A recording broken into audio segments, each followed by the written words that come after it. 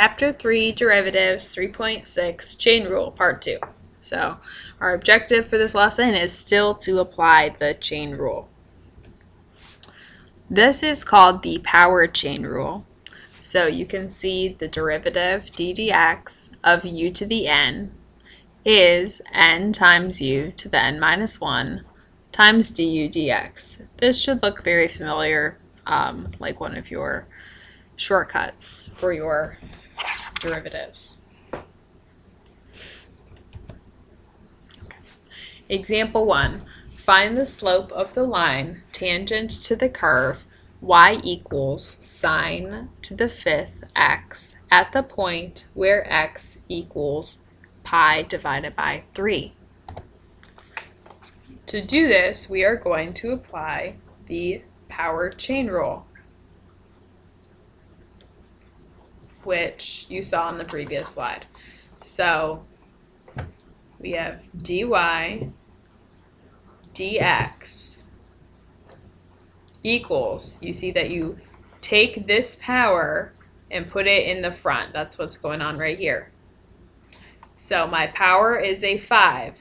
I want to put it in the front.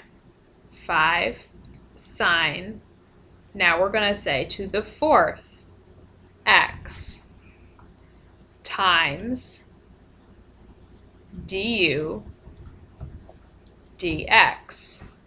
Okay, so what's my inside function? Well, inside that power, I have a sine x. So really, this is 5 sine to the fourth x times d dx of sine x. You all already know that the derivative of sine x is cosine x.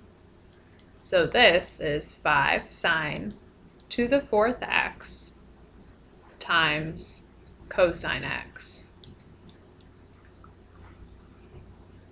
And this is our derivative. But we don't want to just find the derivative. We want to find the slope of the line tangent to this curve at x equals pi over 3. So now what we need to do is evaluate our derivative at x equals pi over 3. So the derivative at x equals pi over 3 is equal to 5 sine to the fourth pi over 3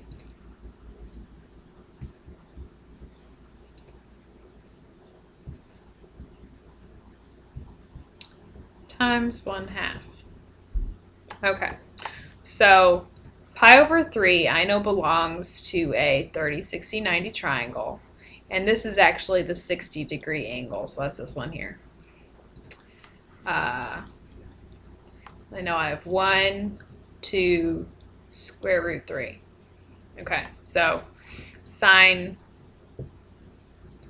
pi over 3 is opposite over hypotenuse. So sine is opposite over hypotenuse, which gives us root 3 over 2. So that's what's going to get plugged in here. So this is 5 times root 3 over 2 to the fourth times 1/2. Almost done. Okay, so square root of 3 squared is 3 because the square root and the square just cancel. But we have to the fourth, so we're going to square this again, and that gives us a 9. You can do that. You can square it and then square it again. That's the same thing as to the fourth power. Okay, now that we figured out the top of that fraction, we also have to multiply 2 to the fourth. So 2 to the fourth is 4 times 4, which is 16. Okay, so we have 5 over 1 times 9 over 16 times 1 over 2. Now we need to multiply tops and bottoms straight across. So 5 times 9 is 45. 1 times 16 times 2 is 32. Okay, so now that we've evaluated our derivative at x equals pi over 3, we have the slope of the tangent line, and that is 45 divided by 32. Next question, part B. Show that the slope of every line tangent to the curve y equals 1 over 1 minus 2x cubed is positive.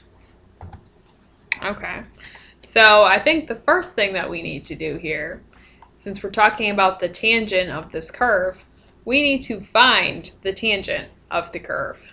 So dy dx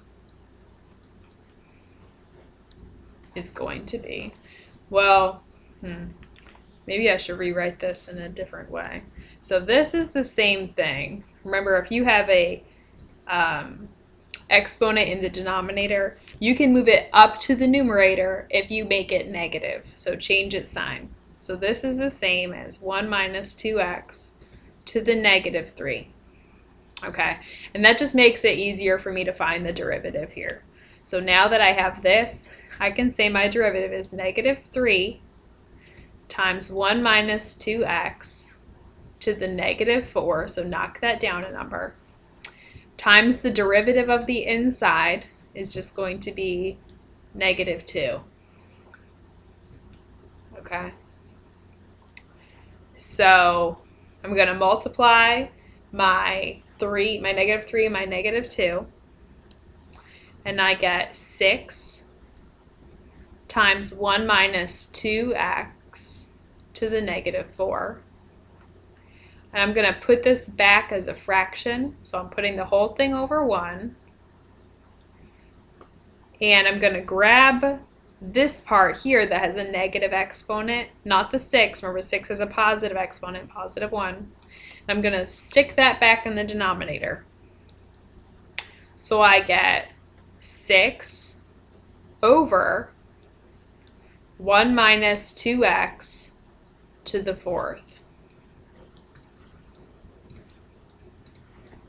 Okay, so this function is defined except where the denominator equals 0. So this will equal 0. If I take the 4th root of 0, I'm still going to get a 0. So this is defined everywhere except for x equals 1/2. But other than that, no matter what number I plug in for x, I'm always going to have a 6 on top. And no matter what number I have for x, I'm going to have a positive number on the bottom. Because you know that negative numbers raised to even powers give us a positive number. So negative 2 to the 4th is 16. Okay?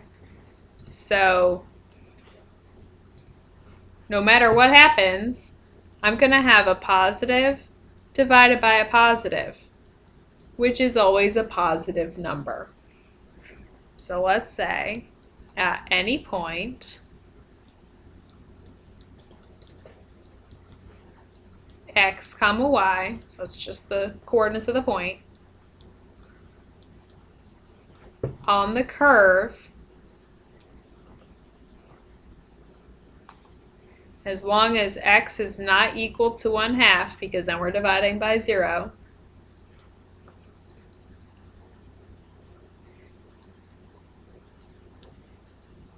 and the slope of the tangent line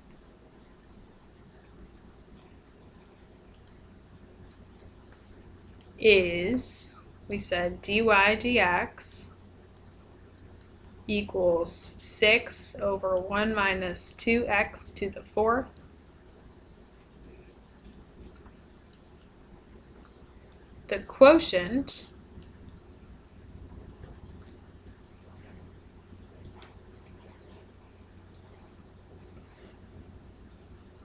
wait.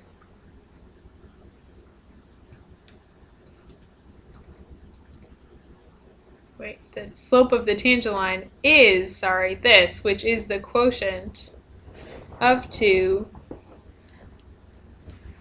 positive numbers, which is always positive.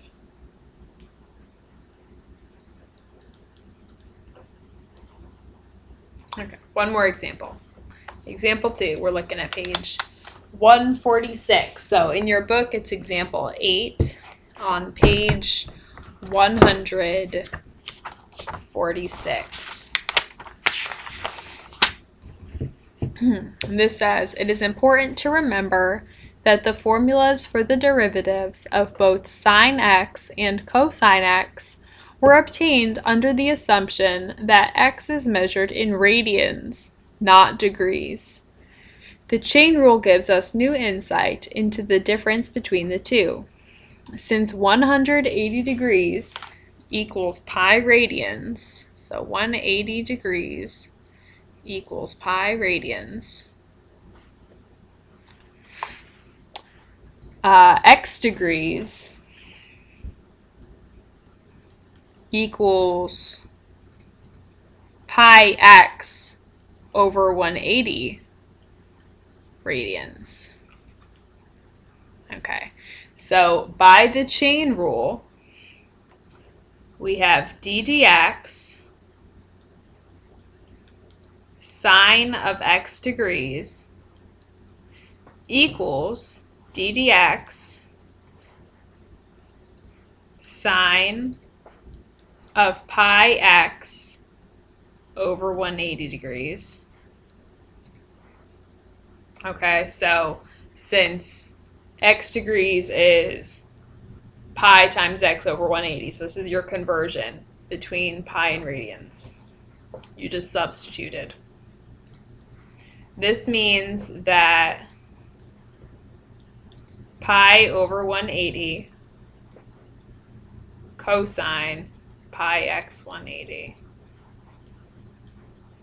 equals, this is getting long, pi over 180 of cosine x degrees. Okay, so